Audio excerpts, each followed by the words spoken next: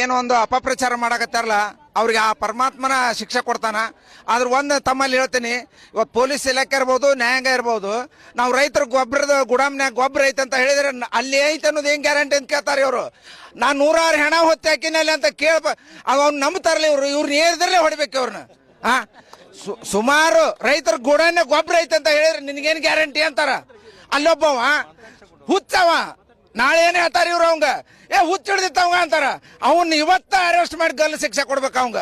ಅವ ಹೇಳ್ಯಾನ ಅಲ್ಲೇ ಇಲ್ಲೇ ಹೋಗುದೀನಿ ಅಂತ ತೋರ್ಸ್ಯಾನ, ಎಲ್ಲಿ ಸಿಕ್ಕಿಲ್ಲ. ಅವು ಸಿಗದ ಇದ್ದಾಗ ಅವ್ನು ಇನ್ನೂ ಇವನು ಮಾರಿ ಮುಚ್ಕೊಂಡು ಅವನು ಬಚ್ಚೆ ಮಾಡ್ಕೊಂತಾರ.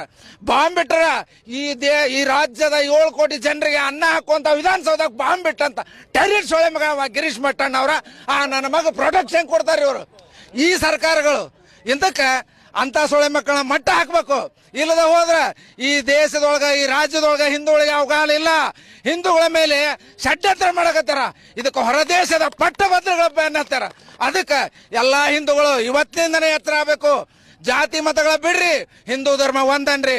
ಇವತ್ತ ಕೋಟ್ಯಾಂತರ ಜನರಿಗೆ ಇಡೀ ನಮ್ಮ ಜಿಲ್ಲಾದೊಳಗ ರೈತರಿಗೆ ಸಾಕಷ್ಟು ಕೆರೆಗಳನ್ನ ನಿರ್ಮಾಣ ಮಾಡಿದಂತ ಪುಣ್ಯಾತ್ಮರು ವೀರೇಂದ್ರ ಹೆಗಡೆ ಅವರು, ಅಂತ ಹೆಗಡೆ ಅವ್ರ ಮ್ಯಾಗ ಕಪ್ಪು ಚುಕ್ಕೆ ಇಡಕತ್ತಾರ.